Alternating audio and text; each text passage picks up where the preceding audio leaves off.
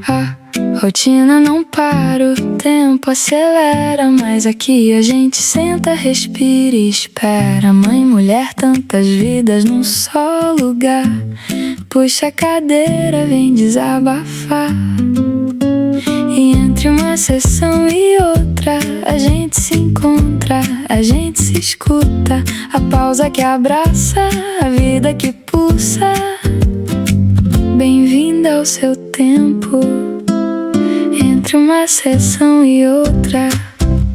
Olá, mulheres, sejam muito bem-vindas ao nosso podcast Entre uma Sessão e Outra, que não é terapia, mas é terapêutico. Eu queria agradecer hoje, principalmente os nossos parceiros, que é os que fazem tudo acontecer. O Borboletar, que é esse espaço incrível que a gente está aqui, que é um quintal de brincar, é um espaço de festa, também é um café. Então, para você, mamãe, tá cansada e quer vir para um lugar onde vai ter monitora para os seus filhos, vem para cá, toma seu café, aproveita. Faça a festa do seu filho aqui, que é uma delícia. Também quero agradecer a Droga Farma, que é a única farmácia em Franca que fica aberta 24 horas, lá na Francisco Marques, 780. Além disso, para quem não é de Franca, eles têm várias em Franca, né, gente, para quem é daqui. Além disso, para quem não é de Franca, a gente tem um site também que você pode acessar e ele entrega para todo o Brasil. A farmácia é a melhor amiga da mãe, né, em vários momentos. E a HD Mídia, que é a nossa produção aqui. Então, se você quer fazer o seu conteúdo para a internet, se você quer fazer o seu vídeo ao vivo, se você quer fazer o seu podcast, entre em contato com o pessoal aqui da produção, que vai ficar o link aqui embaixo também, para fazer o seu conteúdo.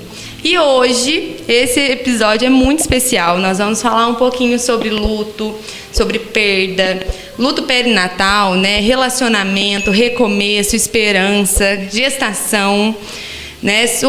Um papo super profundo com a Isabela. Seja muito bem-vinda, muito obrigado por vir aqui compartilhar a sua história. E eu queria agora que você falasse um pouquinho sobre você. Quem é a Isabela? Isabela tem 32 anos, é maquiadora e hoje mãe do Francisco. O Francisco tem quanto tempo? 7 meses. 7 meses. Isso. E Isabela, eu já falei um pouquinho, dei um spoiler pro pessoal sobre o luto. Né? Conta um pouquinho como foi essa história, ou a gente pode começar pelo relacionamento. Pode começar pelo relacionamento. Como que foi? Como que você conheceu o seu marido? Há quanto tempo vocês estão juntos? Eu conheci o Patrick, eu tinha 18 anos. Ele era DJ, ele é ainda, né? E aí eu fiz uma festa e contratei ele para tocar na minha festa. Foi quando a gente se conheceu. E eu olhei para ele e falei, eu vou casar com esse homem. E casei. Decidida. Decidida. É igual... Eu olhei para ele, foi assim, amor à primeira vista. Eu sabia que eu ia casar com ele. E aconteceu. 14 casei. anos juntos agora, nas minhas contas? Isso. Exatamente. Vocês são casados? Casados. Hoje casados. Mas a gente morou junto primeiro, foi se conhecendo, como se diz, fez o test drive. Faz quanto tempo vocês são casados? Casados mesmo, a gente casou na pandemia, mas eu não 6 lembro. anos, mais ou menos, isso, né? Isso. E qual que foi a sua história da gestação? Você tem uma perda aí, né? Isso. Perdeu gêmeos. Isso. Como que foi, assim? Foi uma gravidez que você planejou, que você queria? Não, foi no não susto? foi no susto. As duas foi no susto. Foi no susto e eu tinha 25 anos quando eu engravidei dos gêmeos. Você Pedro pensava e em ser Miguel. mãe? Pensava, meu sonho. Sempre? Sempre foi casar, ter uma família. Porque eu venho de uma família, a minha família, tipo assim, eu não tive pai e mãe muito presente, entendeu? Quem me criou foi a minha avó. E aí isso, acho que gera uma, né, dentro da gente. Eu Teve quero irmão? Tem irmãos? Tenho 2 irmãos. Próximos? 2 próximos e 4 não próximos, que é da família do pai. E aí eu acho que isso gera na gente, né, querer ter uma família. E aí eu sempre tive isso comigo, que eu queria casar e ter filhos. Já Era meu idealizava? sonho. Sim, já idealizava. E aí você conheceu o Patrick, mas não estava planejado ali os gêmeos? Não tava. Primeiro a gente teve 2 cachorrinhas, né, aí foi criando aquela foi vontade. O test drive também? Foi também. Que também são minhas filhas, né? E aí, quando eu tinha 25 anos, eu engravidei. No susto? No susto. Como que foi receber a notícia do susto? Nossa, foi um baque. Ainda mais 2, né? Gêmeos. Gêmeos. Isso, a Tem- primeira gestação e já veio gemelar. Você imaginava? Não Podia ser imaginava. gêmeos? Não imaginava. Nem sabe da onde que... Não, a família do Patrick tem gêmeos. Ah, tá. A tia dele tem. E a minha cunhada depois também teve gêmeos. Então a família dele tem. Isso fazem 7 anos. Isso, Tá. 7 anos. Aí eu engravidei de gêmeos, só que tem uma questão aí. Eu sonhava com isso. Antes de engravidar, eu sonhava que eu estava grávida e que ia ser gêmeos. Sempre tem Você tem isso, né? de sonho, sim, tem. De, assim, ó, determinada. Sim, Por exemplo, vou casar com esse moço. é. Vou ter gêmeos. Aí depois a gente vai chegar nessa parte do Francisco, Aham. que você desenhou ele, né? Sim, desenhei. Voltando um pouquinho para os gêmeos. Como que foi a gestação? Foi tranquilo, assim, não tinha nada, os exames tudo certo. Só que aí, quando eu cheguei no 6º mês, eu tive um sangramento e senti uma cólica ali. A gente já correu para o hospital e, como eu estava estudando muito, eu já sabia que aquilo era contração, né? Então, a minha contração já estava de 5 em 5 minutos. E a gente correu, chegou lá, já fiquei internada. Fiquei 7 dias internada. E aí veio o processo, né? Nesses 7 dias, você ficou... você já sabia que tinha perdido? Não, eles ficaram 7 dias. Os 7 dias que eu fiquei internada, eles Sim. estavam vivos. Sim. Aí no 3º dia que eu... Peraí, então, deixa eu entender. Você chegou lá no hospital. E aí você já foi pro parto. Não. Ah, Eu estava em trabalho de parto, mas eles ainda estavam na minha barriga. sim. Tá. Então aí você tem que ficar de repouso, eles te dão um remédio para segurar e tudo mais. E no 3º dia que eu estava internada, eu tive o diagnóstico de embolia pulmonar. Nossa, seríssimo. Seríssimo. E eu não tinha nem noção do que era embolia pulmonar. Gente. Depois que eu fui Pesquisar. pesquisar e ver o que era. E aí no 7º dia a bolsa estourou e eles nasceram. De parto normal. Você queria o parto normal?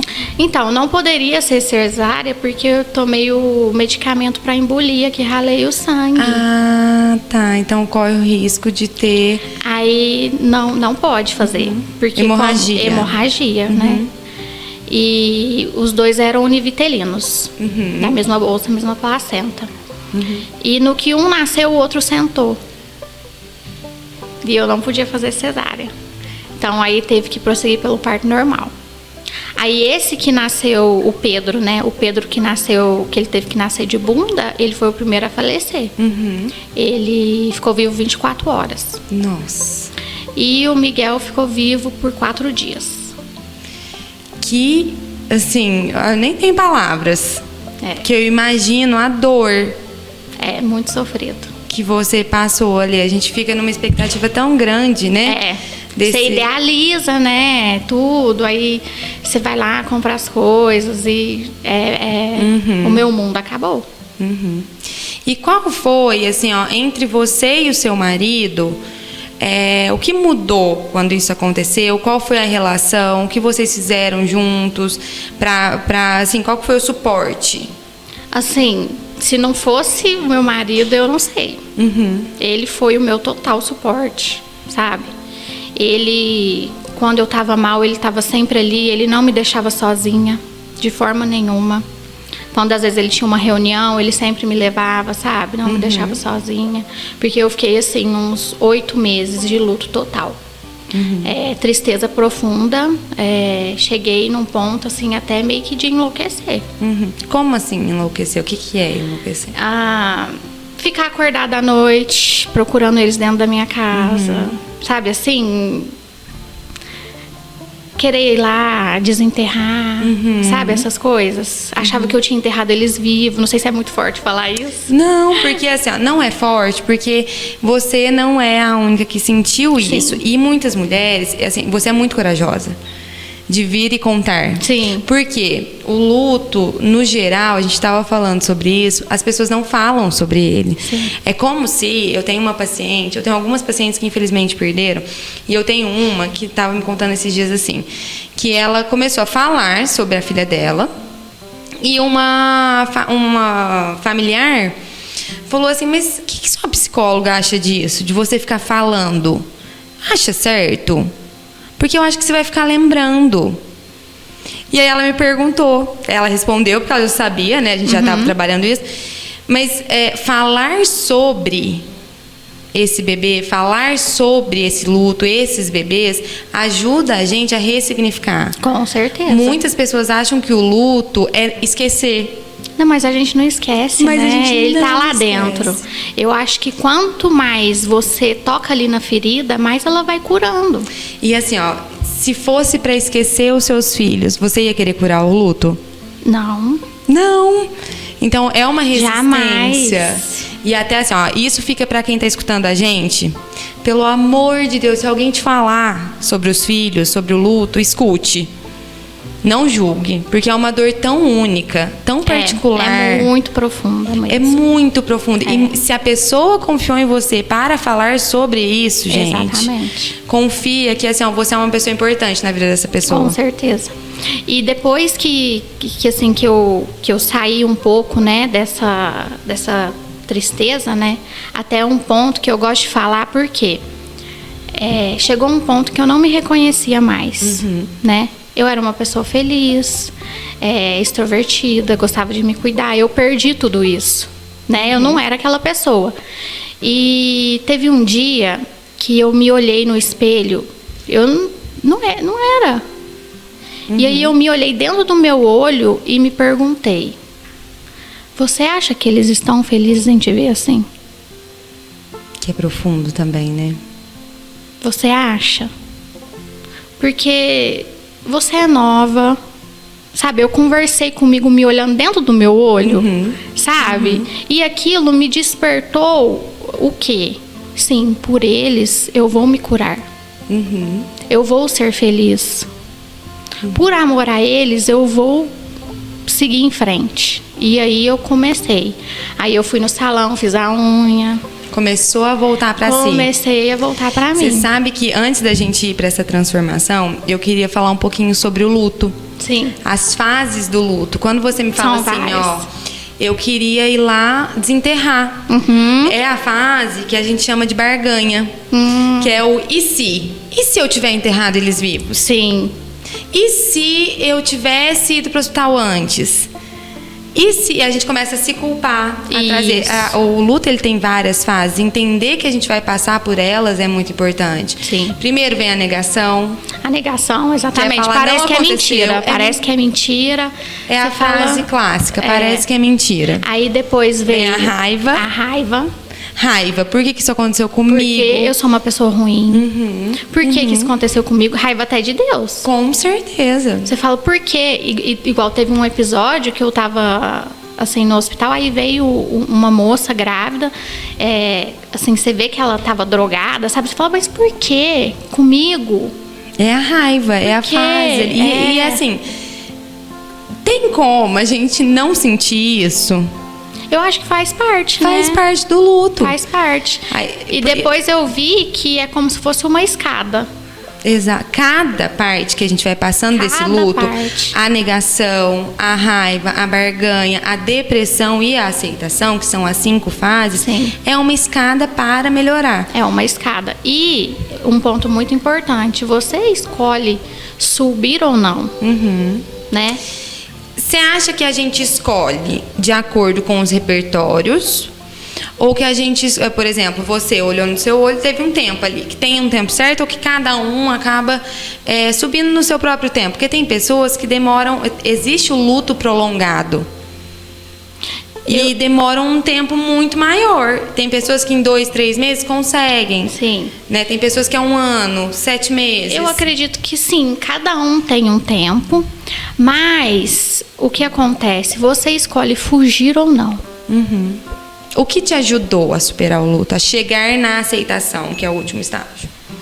O que me ajudou? Hoje você acha que você aceitou? Você passou pelo luto. Hoje eu aceitei. Depois de 7 anos, hoje. Mas foi assim... Não quer, é aquilo que a gente falou agora há pouco, né? Não quer dizer que você esqueceu. Não, Pelo jamais, contrário, você jamais. o luto, ressignificar o luto é colocar aquele filho em um lugar especial, diferente. Sim. A gente nunca vai esquecer. Não esquece. Não Só tem que como. a gente vai ressignificando esse olhar mesmo. E o que me ajudou muito na época, eu escrevia coisas que eu não conseguia falar pra ninguém. Às vezes eu tava num momento assim de desespero, eu escrevia. Quem te orientou a escrever? Não, ninguém. Eu que senti. Falei, eu preciso pôr pra fora de alguma forma. Tô te perguntando porque isso é uma estratégia terapêutica. É uma estratégia. De luto perinatal. E aí eu escrevia, né?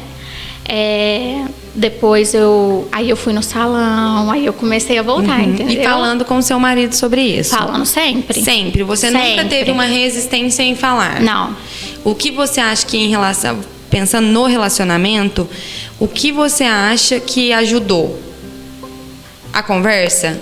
A comunicação? O falar? Tô te perguntando isso porque... o falar. E assim, ele tá sempre do meu lado. Sempre presente. Vamos fazer alguma coisa diferente? Não, vamos na academia. Vamos, sabe? Sempre tá fazendo uma coisa pra você. Por que eu tô reforçando isso? Porque às vezes as mulheres, quando perdem, têm dificuldade de falar com os maridos. Sim. E assim, o que eu vejo na sua história? Que você pôde ressignificar igual esses degraus, né? Porque tinha alguém... Porque você falava sobre isso. Então, era claro... Tinha consciência, tinha comunicação. Sim. Né? Tem o papel do parceiro ali também. É muito importante. A pessoa tem que ter, né? A escrita terapêutica também. A escrita. É muito importante. E às vezes, é só escrever assim, quem eu sou hoje? Qual que é o sentimento que eu estou sou? sentindo hoje? Igual teve depois de 7 anos, eu achei onde eu escrevia. E eu falei, gente...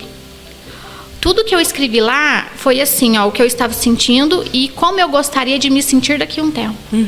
E era o que eu estava vivendo naquele momento. Entendeu? Então, assim, eu acho que o escrever... não deixar de se cuidar, né? E aí você foi pro salão? Aí eu fui pro salão. Aí lá no salão, a moça que estava fazendo a minha unha, minha amiga Jéssica, ela falou assim, Isabela, por que você não volta a trabalhar? Porque eu tinha parado, né, com tudo. Aí no salão que eu tava, que é o da Márcia, que eu trabalhei, falei assim, Márcia, ela tava precisando de uma auxiliar. Falei, Márcia, tá precisando de uma auxiliar, eu tô precisando de trabalhar. Aí ela, pode vir amanhã. Aí no outro dia eu já comecei. E também não foi um processo fácil, porque quando você tá numa empresa nova, né? Todo mundo pergunta, você é nova aqui e tal. Como você chama? Você é casada? Tem filho? E aí foi aonde eu comecei a contar, a falar da minha história todo dia, 20 vezes por dia. Porque como que você vai negar? Você tem filho? Não. Então você escolhe, ou você conta, ou você esconde. E tudo bem, eu acho que não tem certo ou errado, desde que você escolha pra pessoa que você quer falar ali. Mas de alguma forma isso te ajudou? Me ajudou muito, porque todo dia eu tava ali, entendeu? Tocando naquela feridinha, ajudando a cicatrizar, e aí eu ia no banheiro, chorava e voltava. Ia no banheiro, chorava e voltava. Você acha que o trabalho te salvou? Com certeza. Por conta do movimento, de ver as pessoas? Isso, e você também troca uma ideia com uma pessoa com outra, você vê que você não é a única, né? Agora, se você só ficar dentro de casa, você fica dentro de uma bolha, né? Então, aí, o contato com as pessoas foi muito importante pra mim. E aí, o que veio depois?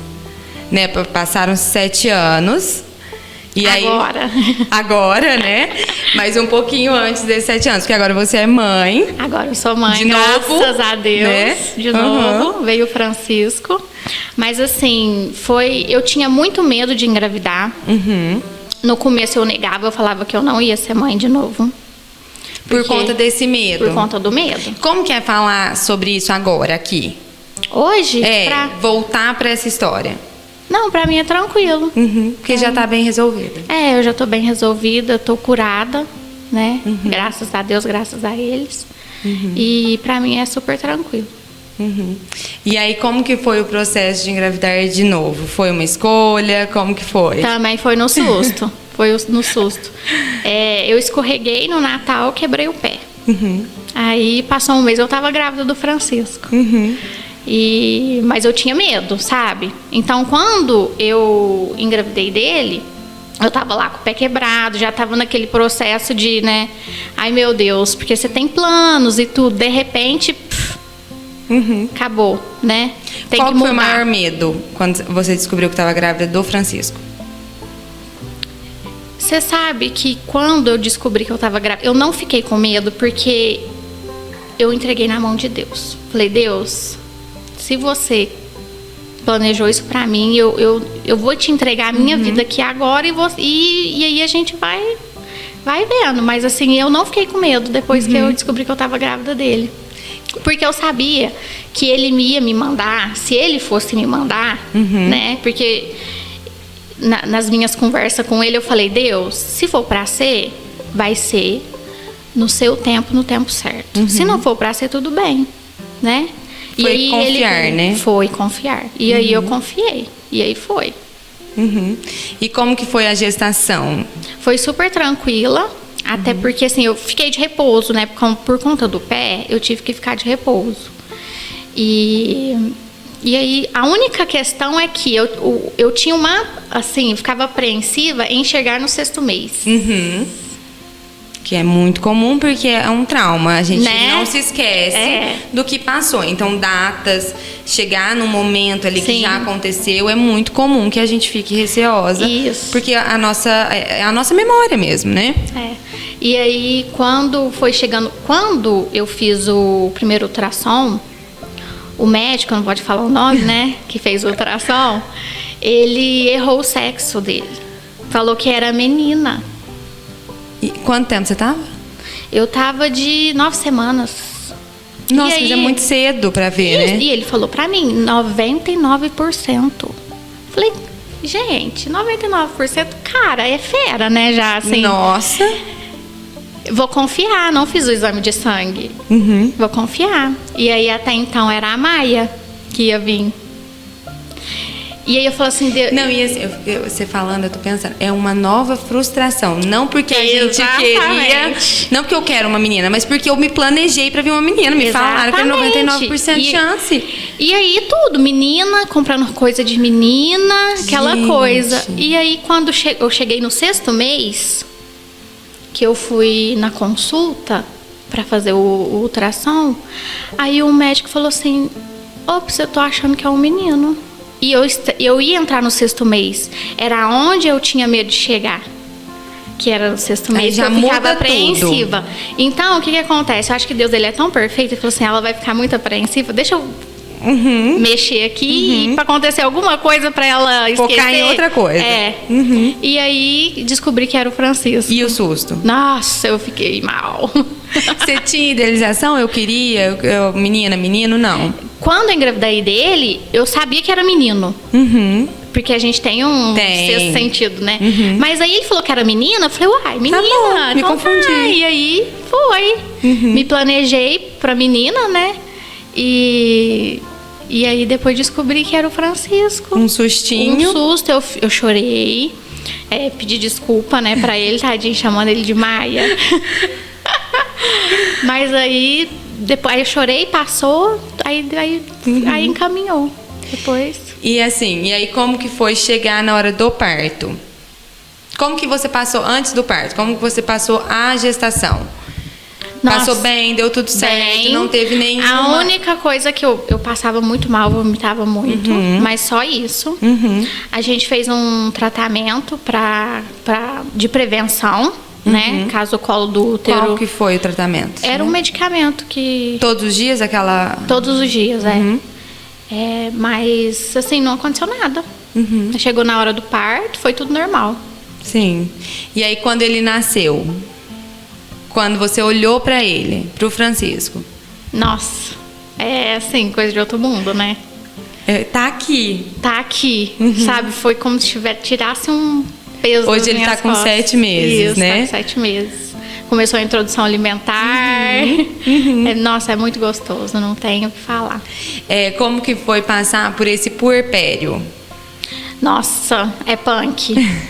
Não imaginava que fosse ser. Eu acho Porque que... da outra vez, como já veio assim com luto, né? Então foi diferente. Foi bem muito mais diferente. intenso, só que é diferente. Eu acho que o puerpério, quando o bebê vem ali pra gente, quando ele nasce, a gente se culpa por estar se sentindo mal.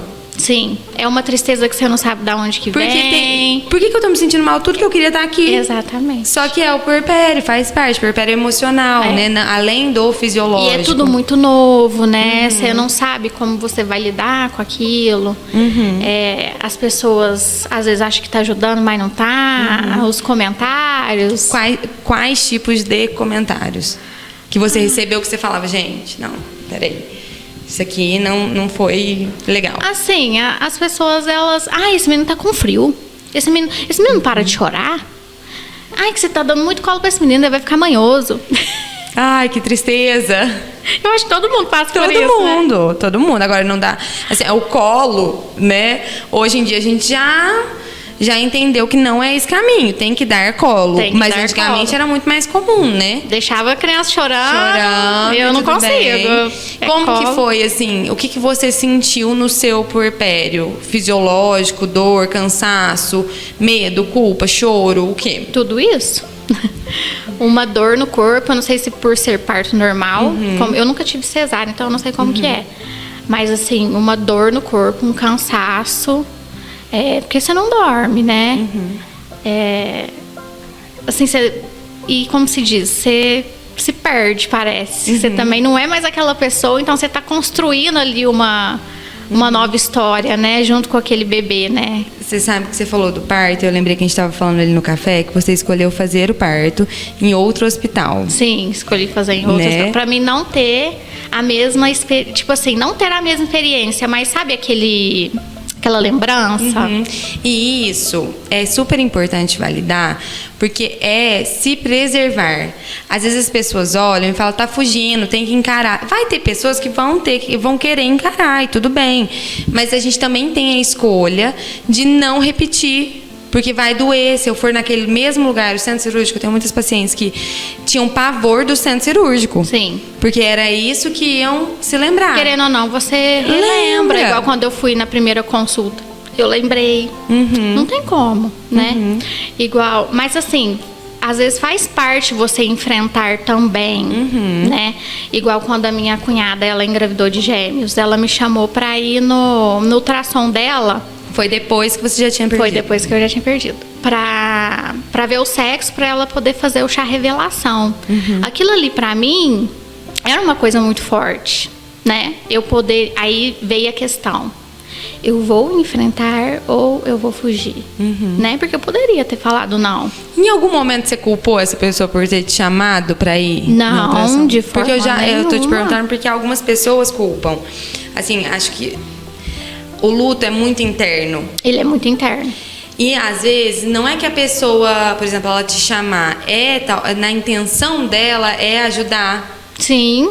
Olha, deixa eu fazer ela participar. E muitas pessoas que ainda estão vivenciando o luto acabam levando isso mais para um lado pessoal, mais frágil, que talvez seja um ponto importante para tratar em terapia.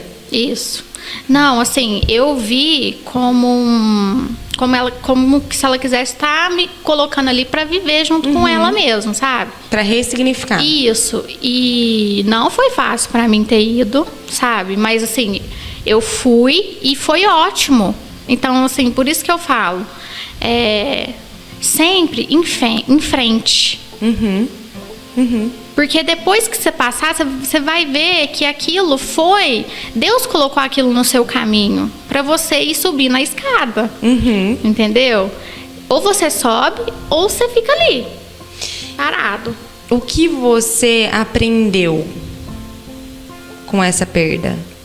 Sobre você, sobre a vida? Nossa, o que eu aprendi muita coisa. A vida é muito curta. E a gente tem que aproveitar cada segundo. Cada segundo. Igual que eu fiquei com eles, o tempo que eu fiquei com eles. Foram esses 6 meses. Eu poderia ter aproveitado mais, sabe? Feito mais carinho, sabe? Então, assim... Às vezes a gente fica tão preocupado com o futuro. Isso, fica sempre correndo. E às vezes o detalhe, assim, coisa simples faz a diferença, né? E isso tem a ver com a sua decisão. Hoje você não atende mais da maquiagem? Hoje não. Eu Eu eu parei um pouco. Isso tem a ver com a sua decisão de aproveitar o momento? Com certeza. Aproveitar o momento. Eu quero aproveitar a infância do Francisco. Deus me deu um presente, né? E eu acho muito importante. Tem coisa que não dá pra gente terceirizar, sabe? E a educação dos filhos é uma delas. É uma delas. É mais importante do que a minha carreira, com certeza. Com certeza. Isso eu não tenho sombra de dúvida. E sabe que, assim, eu te perguntei o que você aprendeu com isso justamente por isso. Porque eu acredito muito que a gente vive situações... Claro que, não, eu não atraí essa situação. Eu não queria que isso acontecesse. Mas eu aprendo com ela. Com certeza. De alguma forma. Né? E você aprendeu no sentido, assim, de estar presente. Você quer estar presente agora. Sim. Não que antes você não estaria, não é isso. Mas, assim, isso fez um sentido na sua vida. Sim. Hoje eu vejo de uma outra forma. Acho que por conta da perda, eu quero aproveitar, sabe? Passou a validar mais. E até, às vezes até aceitar isso. Porque muitas mulheres, às vezes, querem viver isso, a maternidade em si, sem o trabalho. Mas, às vezes, ficam na expectativa do outro, da sociedade, que tem que trabalhar. É que a sociedade, ela jogou um peso nas nossas costas muito grande, né? Porque você tem que ser foda no seu trabalho, você tem que ser uma super mãe, você tem que ser magra, né? Você tem que ser uma mulher maravilha. Então... Ser perfeita, fazer perfeita, tudo. Ainda postar nas redes sociais, bobear. Exatamente. Então, assim, é um peso que a gente tem que colocar na balança, né? O que é mais importante hoje? Sim. Né? Porque profissão, daqui 5 anos, vamos supor que como você diz, né? Daqui 5 anos o Francisco vai para a escola, eu posso voltar a trabalhar, nada me impede, né? E assim, não te invalida como mulher, como não, mãe? Não, de forma nenhuma. E assim, ser dona de casa, né? Cuidar dos filhos, a gente trabalha mais do que trabalha fora. Sabe, é 24 horas, é um cansaço, assim, tanto físico quanto emocional também, né? Mas vale muito a pena, muito, assim, eu não Foi uma decisão difícil de ser tomada ou ela já estava planejada, assim, quando ele nascer eu não vou mais trabalhar? Não, eu já estava planejada. Tanto que, quando eu quebrei o pé, eu vi isso como um sinal. Entendeu? Tipo, para. Agora é hora de acalmar. De você se doar pro Francisco. Né? Eu vi o Francisco, né? E eu falei, nossa, é a sua cara. O que você me respondeu? Que eu idealizei ele daquele jeito. Desenhou ele. Como que você ficava na gestação? Que eu queria que ele viesse com a minha boca, com o olho do pai, e que não viesse com a minha orelha, porque eu tinha a orelha abanada e eu fiz cirurgia. E ele não veio com a minha orelha, graças a Deus. E assim, né? Isso também é uma forma de idealizar, né? De criar a própria realidade. Com certeza. Você acredita nisso? Acredito. Eu acho que tudo que a gente idealiza, né? Igual eu idealizei que eu ia casar com o Patrick. Casei, né? Sim. Eu acho que tudo que a gente... Você tem muito isso. Tem. Determinação, coragem, força. Acho que as coisas que vão acontecendo, a gente escolhe, né? Se a gente de alguma forma ou de outra a gente escolhe. A gente escolhe, a gente tem escolhas, né? Qual que é hoje a maior dificuldade com o Francisco? Na maternidade, assim, por exemplo, sono, cólica, foi amamentação, alimentação? Olha, eu tive... O que mais foi difícil foi a amamentação. Ele mama no peito? Ele mama no peito.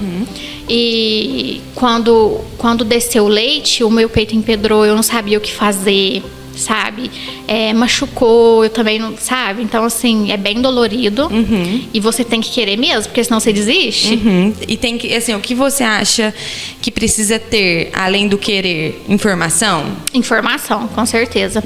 Foi uma coisa que eu não busquei, porque quando eu estava gestando ele, quando eu começava a estudar, isso me gerava uma ansiedade.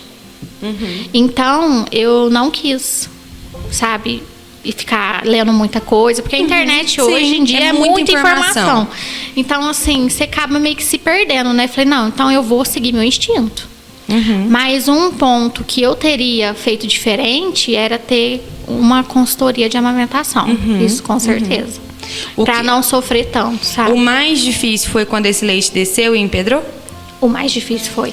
Inclusive, fica aí de dica para quem estiver assistindo a gente, que a Santa Casa das Cidades tem um suporte de aleitamento materno. Tem, tanto que aí eu fui lá e, sabe, pra ver o que eu ia fazer. E eles ajudam, orientam, tem ordenha, você pode levar o bebê e eles ajudam na pega correta. Isso. Né? E isso ajuda muito. A maioria das pessoas não sabe. Eu fui saber na minha segunda gestação, que aí eu tive também, empedrou meu peito e eu não sabia o que fazer. E uma pessoa me falou, vai lá fazer a ordenha, porque aí vai te ajudar. E eu fui, elas me orientaram, foi maravilhoso.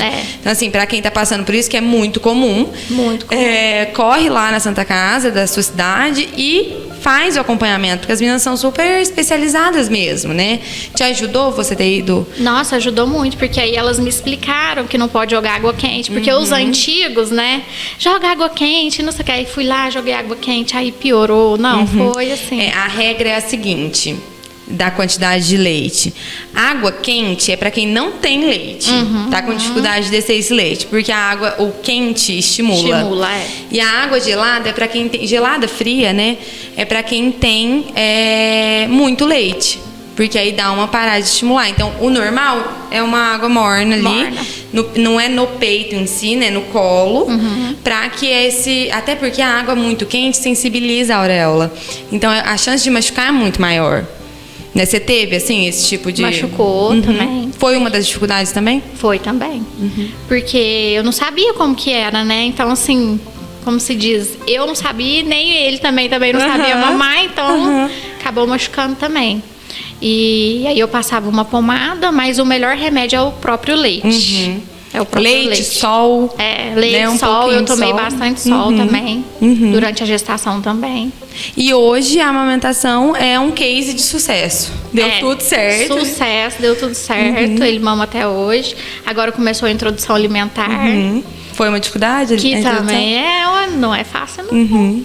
É porque a introdução alimentar tem muita expectativa. Sim. Ao meu ver, eu acho que a gente idealiza tanto que a criança vai comer e a criança nunca comeu, gente. Não é. O correto é que até 1 ano essa criança não vai comer mesmo. Ela está introduzindo, por isso chama introdução. Tá começando ali, né? Mas como se diz, parece uma brincadeira ali, mas né? Dá uma expectativa, uma diversão, né? Assim, de a gente querer que a criança coma. E só da gente entender que ele tem até 1 ano para se adaptar aos alimentos, para depois de 1 ano ele começar a criar esse interesse, já dá uma baixada nessa expectativa. Entender o processo, né? Exatamente. Você fez terapia nesse processo todo desse que a gente falou? Depois do Francisco? Não. Antes? Fiz antes. Depois, quando eu... depois do luto, né? Assim, luto profundo. Aí eu voltei a trabalhar, aí eu comecei a fazer terapia. Fiz 2 anos. Que te ajudou, você acha? Nossa, ajudou muito. Fiz 2 anos de terapia e comecei na academia. Também o exercício, pra mim... É corpo, mente e espírito. Nossa, sim. Também foi que me salvou o exercício. O exercício, ele é como se fosse uma vazão da ansiedade. Sim, você dá uma desligada ali, né? E é muito bom. O que acontece? O exercício físico, ele traz...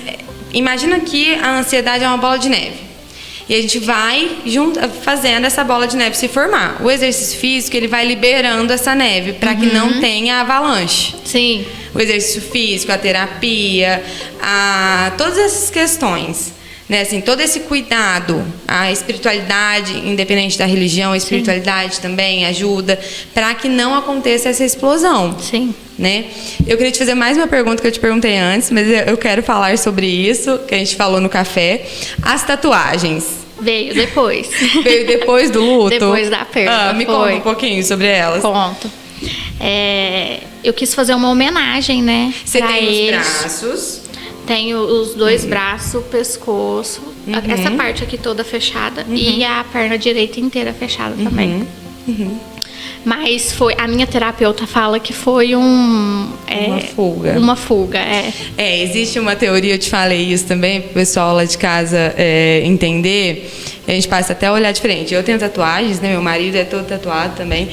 E a teoria é que quem tem muitas tatuagens, é para se esconder por trás das tatuagens. Esconder a dor, esconder o sentimento, olha para a minha tatuagem, não olhe para mim. Eu acho que nem olhe, não dessa forma, olhe para a minha tatuagem. Se for para olhar, olhe para a tatuagem, não olhe para mim, é isso? Ou nem me olhe, eu quero passar batido.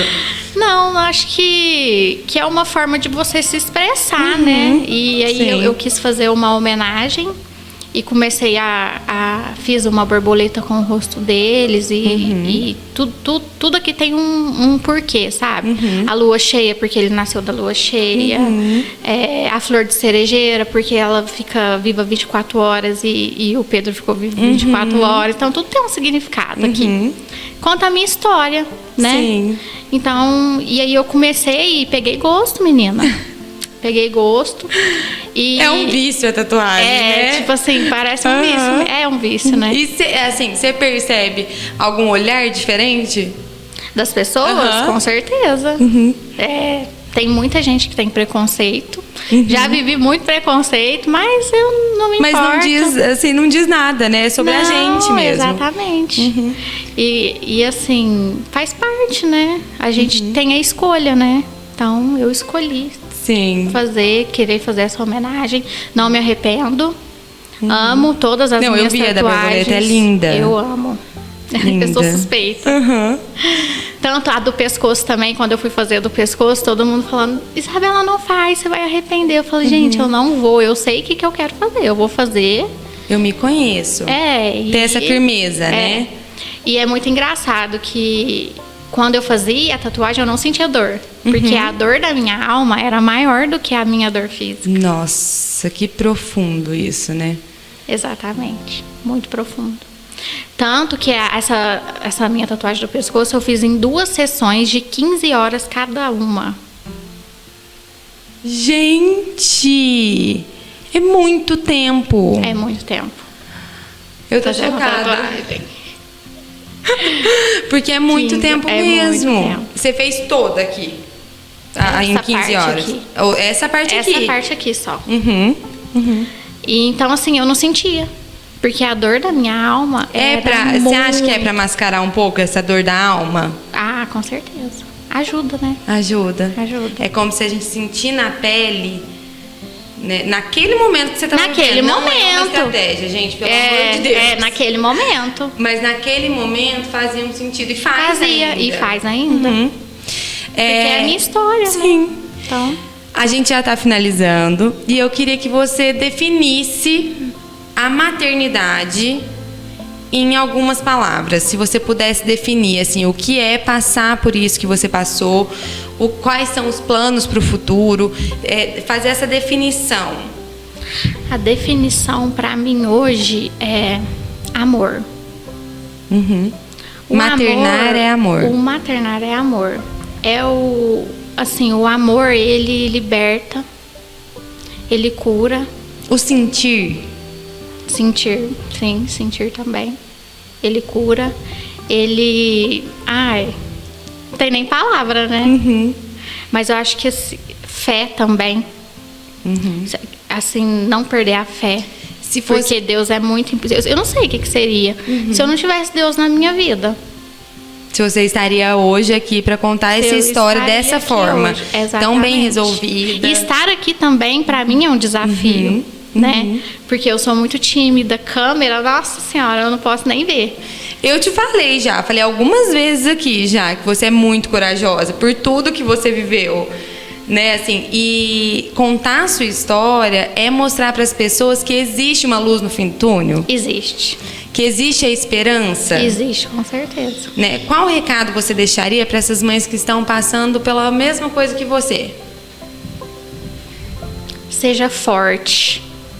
Se apegue a eles mesmo. Se cure por eles. Porque, assim, Você tem que se apegar em alguma coisa, sabe? Porque sozinha a gente não consegue. Você tem que ter Deus, você tem que ter, sabe? Pense o que eles vão sentir te vendo dessa forma, sabe? Foi o que me ajudou muito a falar sobre o assunto sempre. Porque depois que eu vejo muito isso, depois que alguém morre, né? As pessoas não falam mais no assunto, sabe? É como se não existisse. E isso dói demais para quem tá vivendo o luto. Então fale sim, sabe? Às vezes você tá numa reunião ali, assim, de família, toca no nome da pessoa, sabe? Se imponha, sabe? E eu acho que às vezes as pessoas não falam com medo do que você vai sentir, para não tocar naquele assunto também. Exatamente. De proteger. Só que aí quando você toma essa atitude de falar, olha, me lembrei disso, abre espaço para que essas pessoas falem também. Isso. O falar cura. Buscar ajuda. Falar com o marido. Exatamente. Que foi uma das estratégias que você usou. Escrever. A escrita terapêutica é incrível para isso. Procurar terapia, procurar ajuda. Tem que procurar ajuda. Né? Eu sei que é muito difícil sair desse lugar. Tem que querer muito. E assim, às vezes a gente não quer, porque a gente acha que vai ser injusto, porque a gente vai esquecer. Porque é como se aquela história fosse embora. A saudade, né? Porque o que mais pega são as lembranças, né? E as idealizações do que poderia acontecer. Exatamente. E a saudade, ela, depois de um tempo, ela fica uma saudade saudável. Uma saudade ressignificada. Isso. Sabe? Que quando você olha para trás, hoje eu olho para trás, eu passaria tudo de novo. Entendeu? Então, assim, tá difícil, quando a pessoa tá passando ali no momento, tá difícil, mas escolha sempre subir o degrau. E não descer, e não ficar estacionado, entendeu? Quando vier a dificuldade, igual, né? Vai bater na porta, né? Eu vou ou não vou? Igual quando foi pra mim ir voltar a trabalhar? Voltar a trabalhar. Quando eu recebi o convite da minha cunhada para ir na ultrassom dela, né? Eu poderia ter falado não. Isso é do seu direito, tudo bem, mas você escolheu naquele momento participar. Sim, então eu vejo esses desafios que Deus manda para você poder subir a escada e clareando, sabe? Então, vai passar. Acredita no seu potencial ali, né? Isso. Acredita no poder das pessoas de te ajudarem. Exatamente. Né? Eu acho que é o que fica, assim, a esperança. Para mim, o que fica é essa coragem de acreditar no futuro. Isso. Pra mim é isso que essa história me traz, assim, sabe aquele aperto, aquele quentinho no peito, assim, tem luz no fim do túnel? Tem luz no fim do túnel, com certeza. Deus, ele não desampara ninguém, né? Então, com certeza, a história que ele tá escrevendo ali, ele sabe o que ele tá fazendo, né? Então, confia que vai dar certo. Bom, a gente já tá finalizando. Eu queria te agradecer pela coragem, né, pela empatia com outras mulheres, né, porque eu tenho certeza que muita gente vai se sentir representada por você aqui e vai usar essas ferramentas que a gente trouxe para ajudá-las também, né? Isso, eu espero que realmente possa ajudar quem está ouvindo aí, alguma coisinha ou outra, né? Muito, muito obrigada. Eu que agradeço, foi um prazer. A gente vai deixar o seu Instagram, né, da maquiagem, né, o profissional, para quem quiser te acompanhar. E quem acompanhou a gente até agora, muito obrigado. Se inscreva no nosso canal, curta o nosso vídeo, compartilhe com aquela pessoa que está passando por uma história parecida, que precisa ouvir a história da Isabela. Muito obrigada e até o próximo. A rotina não para, o tempo acelera, mas aqui a gente senta, respira e espera. Mãe, mulher, tantas vidas num só lugar. Puxa a cadeira, vem desabafar. E entre uma sessão e outra, a gente se encontra, a gente se escuta. A pausa que abraça, a vida que pulsa. Bem-vinda ao seu tempo. entre uma sessão e outra.